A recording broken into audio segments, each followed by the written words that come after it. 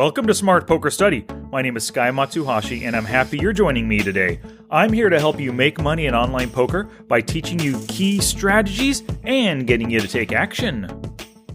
Got a little Q&A podcast for you today. In the first question, I'm going to help you organize your poker notes in a Microsoft Word format. And the second question, I'm going to help you get over the fear of being bluffed. And to help you take notes for today's episode, whip out that poker journal. Excuse me while I whip this out. And head to the show notes page, smartpokerstudy.com/pod435. Without further ado, let's do this. Gambate! Warm it all up! Everything you got! Come on, you hate! You want to live forever?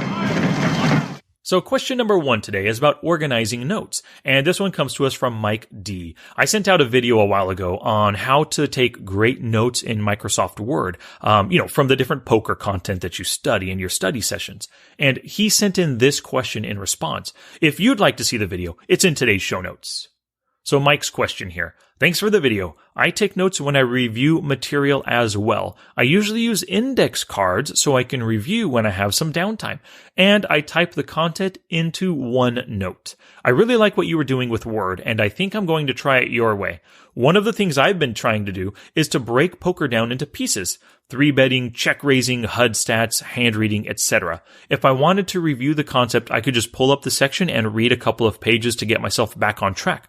My problem is trying to figure out all of the pieces that make up the poker puzzle and logically formatting them. Any ideas? Thanks, Mike. Alrighty, that's a great study question, Mike. Thank you much. So you want more organized notes, and that's great. Let's say you're a no-limit hold'em cash game player. Divide your notes first by street. So the first heading 1 within your Word document would be pre-flop. The next heading 1 would be flop, then turn, then river. And if you don't know what heading 1 is within Word, check out the video in the show notes as I show you how I organize my notes within Microsoft Word. Anyway, you've got now 4 major headings. Next, subdivide each of these into parts that go in a logical order for you and make them all heading 2. Let me give you an example. So your notes would start off, heading 1 would be pre-flop, and then just various pre-flop notes right there. Next, under this would be a heading 2, and these would be in order of importance, or just in order of what makes sense to you, of course.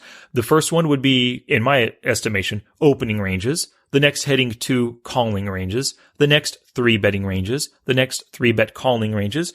Then 4-betting ranges, bet sizing, pre-flop math, opponent types, specific plays like limp raise or limp call or steals, etc. You can organize this list however you want, but the key is to make each one a separate heading itself so it's easily searchable in the navigation bar.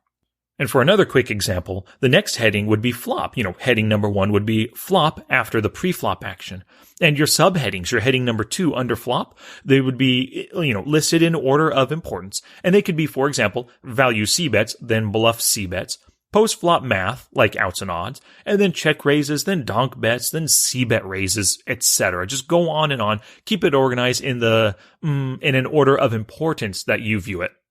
As you learn more from different sources, put your notes in the appropriate area so you can recall them quickly. And make sure you use the same words or notations so you can run quick searches. Let's say you want to refresh yourself on all you've studied regarding check raises on various streets. If you sometimes spell it out fully, like check-raise, or other times you spell it out without the dash, or other times you use C/R or X/R, then you'll have a hard time finding it all. Keep it all the same so you can Control F that puppy quickly. If you're very thorough and organized, and you keep MTT notes separate from cash game notes, and you keep No Limit Hold'em separate from PLO, then your notes could easily be turned into a book one day, just like I did. Nice, you'll be a published author at that point. So question 2 today comes from Chris, and it's about fear of being bluffed. He says, I think my current biggest leak is that I call or shove in my stack with the worst hand quite often. I think I might be a fish. Unhappy face. I don't know how common this is, but my red line is usually positive, and my blue line is very, very negative, at least over the 15,000 or so hands I've played in the last 10 days. I just don't have a good feeling of when I should get out of a pot yet, and it's the main thing that's making me a losing player, I believe. It's pretty silly, because I have a huge note to myself that says, when in doubt, fold, and I know that this is my biggest issue, but for some reason, I call their shove more often than not. Alrighty, well thanks for bearing your poker soul, Chris.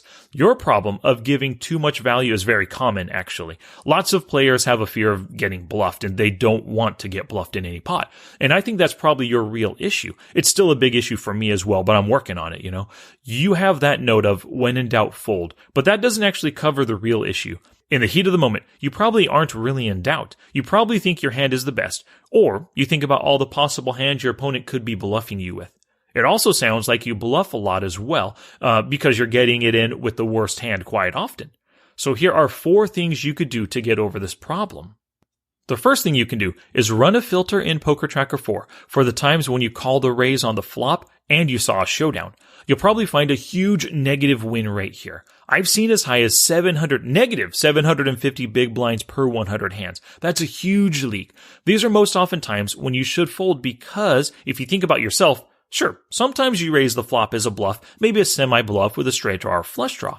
But most often, if you're raising the flop, it's for value. Your opponents are playing the same way.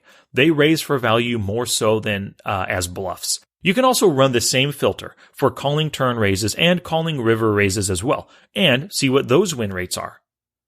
The second thing you can do, look at all of your biggest losing hands that went to showdown.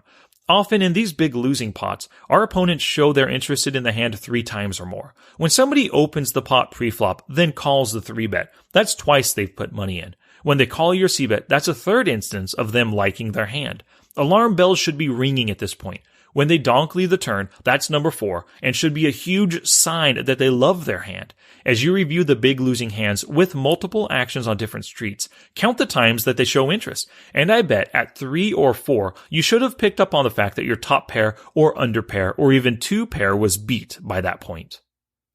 The third thing you can do, change that note you're using from when in doubt fold, change that to read when they show interest 3 times, assign a likely hand strength before clicking the button. You should always be thinking about your opponent's range and their current hand strength, but it's very important when they're fighting for the pot. If their range beats your hand, and you don't think they'll fold to a bluff right now or in the future, you should just fold. If they can be doing so with lots of bluffs or draws, then use your best judgment as to whether you should be continuing in the hand or not. And taking good notes on your opponents will help with this as well. If you see somebody bluffing, make a note of how they bluffed. For example, capable of bluffing the turn out of position when checked to, or capable of check raise bluffing, or pulled a triple barrel bluff on an ace high flop in position, or something simple as small blind bluff 3-better. Notes like this will help you in your future decisions. And the fourth thing that you can do, you also want to run a filter for showdown hands with hand strength at top pair. I have a student who's at negative 283 big blinds per 100 hands with this filter. Take a look at the biggest winning and losing hands. Some of the biggest losers will be where you called down, but should have realized sooner that you're beat. Lots of the winning hands will be where your opponent missed their draw, but you saw showdown anyway. You need to realize that top pair isn't that good of a hand, especially if there's lots of action. That's another note you can make for yourself. Top pair ain't good versus 4x interest from an opponent.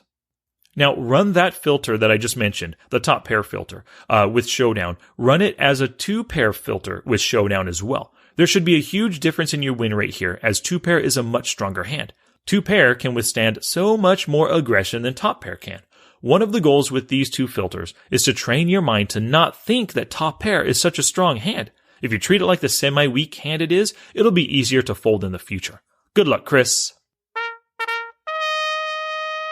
Challenge! Here's my challenge to you for this episode. Run those last 2 filters I just mentioned, top pair showdowns and 2-pair showdowns. Compare the win rates and dive into your biggest losing hands that result from these filters. What can you learn about your play here? Are you losing too often with top pair? Should you have folded on earlier streets? Now it's your turn to take action and Scooby-Dooby do something positive for your poker game.